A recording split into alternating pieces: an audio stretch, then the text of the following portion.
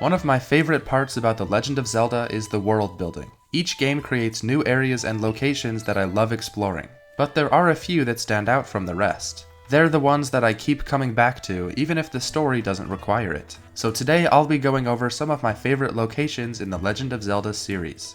Now, when I say locations, I don't mean dungeons or entire regions, I'm talking about smaller areas like towns. I'll try not to talk only about the obvious locations because there are a lot of smaller, less well-known areas that I also love. Let's start by talking about the biggest Zelda game by far, Breath of the Wild. Hyrule is massive in this game and there are so many small areas and locations to discover. But I think my favorite spot in the whole game is the opening cliff that overlooks Hyrule. I know, it's not exactly a unique pick, but I just love this place. It gives you the perfect open-air feeling and really shows you the scope and scale of the world. When I think about Breath of the Wild, this shot often comes to mind first. Jumping across to the other side of Hyrule, we have Link's house. This house serves as an upgradable side quest, and when it's fully completed, it's a sight to behold. It's small but cozy with plenty of decorations, and you can even hang up some of your gear. And once you complete the Champions Ballad DLC, this picture of the champions hangs next to the window. I also love how the house is nestled away behind the village with this small bridge connecting it. It's a really beautiful spot, and the view out to the side is breathtaking at sunset. If you go down this path leading away from Hateno village and keep going east, you'll eventually arrive at Mapala Point. Once you take care of the giant stone talus trying to kill you, I think it's one of the most relaxing spots in the game. It's a small pond surrounded by cliffs on all sides with 3 small waterfalls in the middle. I don't really know why I like this little area so much, but it's always stuck out to me. And if we stay with the tropical theme, my next favorite location is Lurelin Village. This is an interesting place because the main story of Breath of the Wild never requires you to come here. But I think that's why I like Lurelin Village so much. Because I wasn't told to come here, it felt like I discovered it myself. This small fishing village is tucked away between 2 huge mountains, and I absolutely love the tropical theme of this place. And to get even more specific, I love this small waterfall area here. I think Lurelin Village is actually my favorite town in the entire game. And the last location that I'll talk about from Breath of the Wild is a small apple orchard on the side of Satori Mountain. I distinctly remember the day I first discovered this place. I was trying to get to the top of Satori Mountain when all of a sudden I found myself in this beautiful orchard. Most people would probably cut down all of these trees and collect as many apples as possible, but I just love to take in the beauty of this small location. And since this orchard doesn't have a name, that means I get to name it. So I hereby officially claim this little spot of land and name it Groos's Grove. And speaking of Groos, let's move on to Skyward Sword.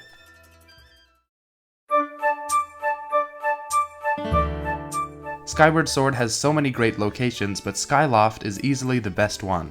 This city floating in the sky is Link and Zelda's home, as well as the center of the sky. There's all sorts of different buildings in Skyloft, everything from the Knights Academy to the Bazaar. I love the visual style of Skyloft, and it actually kind of reminds me of the Shire from Lord of the Rings. And of course there's the fantastic music. Skyloft's theme is seriously one of my favorite Zelda songs of all time. Another one of my favorite locations from Skyward Sword is the Lumpy Pumpkin.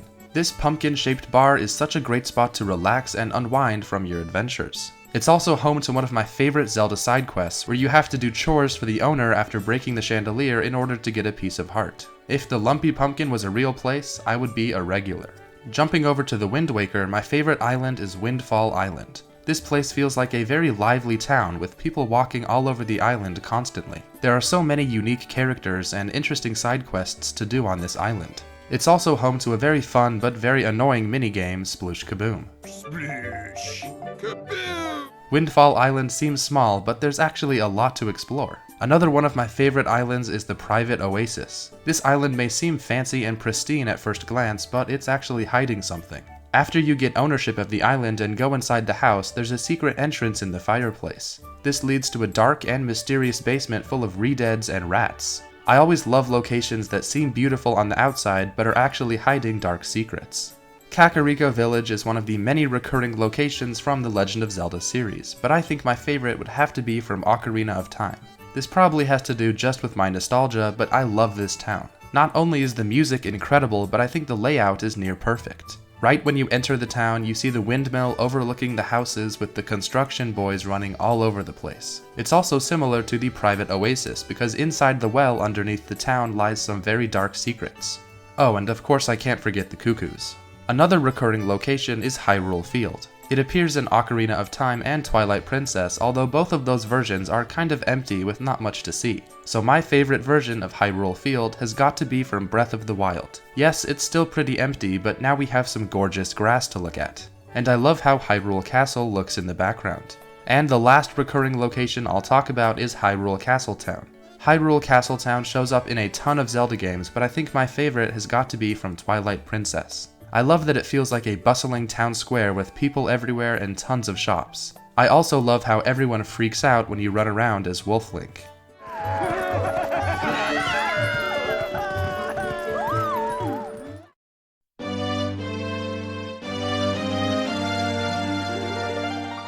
Going back to Ocarina of Time, another one of my favorite places is Kokiri Forest. This is the starting location for the game, and once again the nostalgia levels are high. I love the little balls of magic floating around in the air, and the forest theme just works so well. I always spend more time than I need to here, and leaving to go out into Hyrule feels genuinely sad. And like all the other locations in this video, the music in Kokiri Forest is terrific. Moving on to Majora's Mask, we have Clocktown. Clocktown feels even more like a real, living, breathing place because all of the NPCs have set schedules that they follow throughout the 3-day cycle. So much time can be spent just learning and keeping up with everything the characters do. Of course, you have the giant clock in the center of the town with the big scary moon looming overhead. This moon has got to be one of the most recognizable things in all of Zelda. Clocktown also has great music, but what's interesting is that it changes depending on what day it is. The first day is very bright and happy, but by the third day it's going super fast and gives you tons of anxiety about the giant moon about to crash into the town. And last but not least, there's Twilight Princess. This is pretty cliche, but my favorite location from Twilight Princess has got to be the Bridge of Eldin. This massive bridge goes over a huge ravine, and to be honest, I'm not really sure how it doesn't fall apart. But that doesn't matter because it looks really cool. The Bridge of Eldin is also the perfect location for Twilight Princess's title screen. And the duel with King Bulblin at sunset has got to be one of the most epic Zelda moments ever. Another one of my favorite Twilight Princess locations is Lake Hylia. This is one of the few relaxing areas in this game, and I love it. I think this is the biggest version of Lake Hylia because this place is massive. And once you get the Zora's Tunic, you can explore the depths of the lake too. Combine all of that with the excellent music and you get one of my favorite Zelda locations.